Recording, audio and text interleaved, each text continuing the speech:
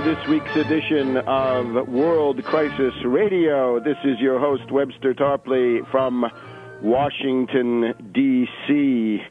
The dominant, ruling, organizing image of this week's broadcast, the front page of the New York Post, Metro Edition, Tuesday, August 18th, 2009. Mark that date well. Tuesday, August 18th, 2009, the New York Post headlines, "Sell out!"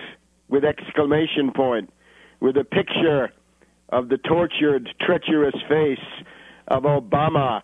Liberals howl as BAM caves on health plan. And we read, it's enough to make a liberal sick.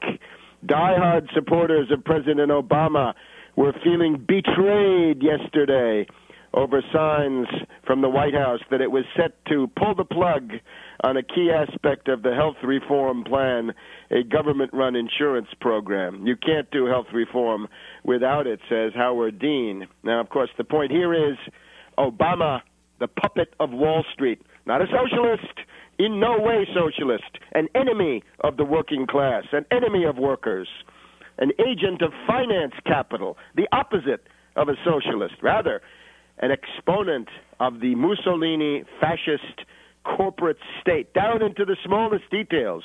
And I'm speaking now with my hat as a professional historian emphatically on. This is the fascist corporate state.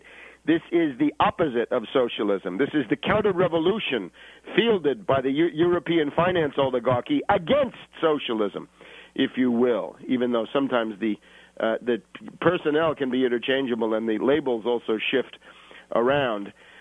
What we've got now, and we'll go into the healthcare details in a later segment, is the opening at long last of the second front against Obama. Up until now, Obama has had a cakewalk because his only enemies were the reactionary ogres, Hannity, Limbaugh, O'Reilly, Newt Gingrich, the rest of them, right? The Republican Party from the far left to the far right, every last one of them.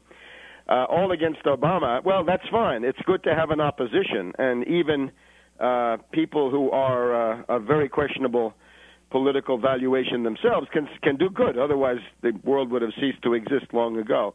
You can have some rather nasty people doing good, and to the extent that they oppose Obama, they become interesting to that extent. But, of course, it's one thing to stop Obama and then be left in the hands of reactionary Republicans who will devour you and feast on your flesh, stripping you of Medicare, stripping you of Medicaid, stripping you of all the economic rights that the labor movement and popular movements have fought for over decades and decades and centuries.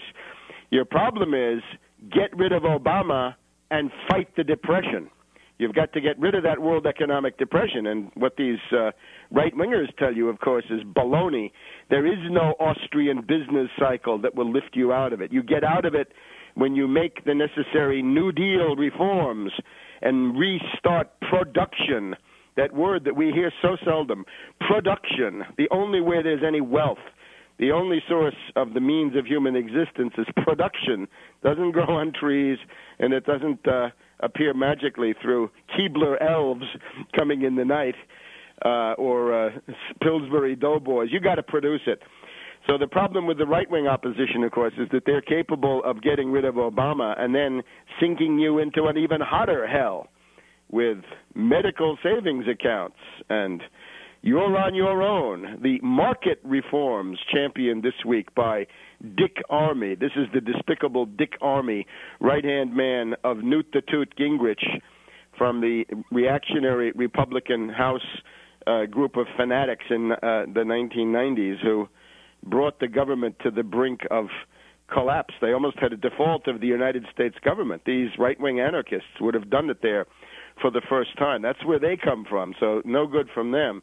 It is therefore imperative that a left opposition emerge, a left anti-war, anti-Wall Street, anti-financier, pro-labor, anti-war, anti-imperialist, pro-peace opposition. It should be producerist. It should be protectionist. It should be dirigist in my terminology. In other words, Hamiltonian, left Hamiltonian.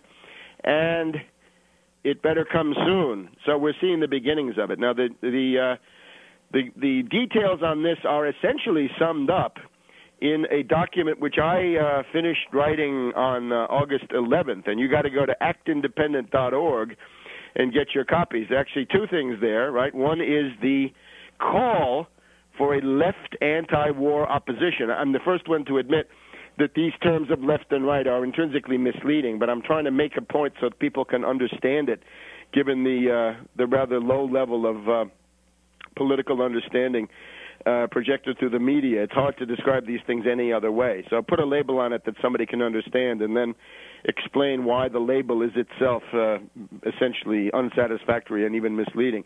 A left anti-war opposition is indispensable, because this is the way that you can weaken Obama, you can exact concessions from Obama. It can be done, and ultimately you can get rid of him. When you're strong enough, you want to deprive him of his second term. You want to deprive him of his congressional majority. You want to checkmate him in every way, of course. But you want to do this on the basis of propagandizing and organizing for a program that will actually get you out of the depression, not put you deeper into the servitude and slavery of President Mitt Romney, the hedge fund hyena, Wall Street jackal, and asset stripper, who would love to strip you of Medicare, love to strip you of Medicaid and Social Security and the minimum wage and food stamps and the entire social safety net. He wants to loot all that and transfer the results to Wall Street and to the New England-based insurance companies. Don't forget them. They loom rather large now, right? The United Healthcares and Connecticut Generals of the world. So that is the paper that you've got to look at, the call for a left anti-war opposition. Get it at actindependent.org. There's also an intervention leaflet there, which is designed for people going to these town hall meetings. To get this entire debate back to reality, you've got to have something in there about hospitals, and you've got to have something about doctors, and you've also got to have some idea how to pay for it. So the program here is simply three things. Medicare for all. Medicare for anybody who wants it. You want it, you get it for a very modest fee. No death boards. Obama has death boards. He has more than one. He's got death panels coming out of his ears. The entire mentality of the Obama administration is essentially Governor Richard Lamb of Colorado and the Hemlock Society rolled into one. That's what's going on in Obama's brain. I mean, you can see it from what he says.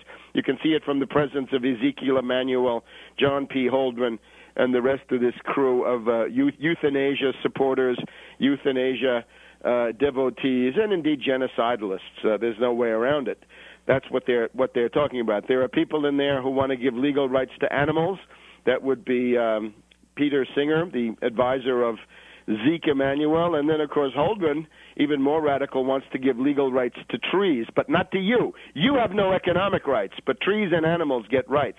This is the classic oligarchical philosophy that we see going back to the Greeks, right? We can trace this back at least 2,500 to 3,000 years. Where there is an oligarchy triumphant and ruling and then in trouble, this is what you begin to see. Now, the other element to this, we're going to go through health care in some detail, but the other big thing is Cindy Sheehan going to Martha's Vineyard. This is huge.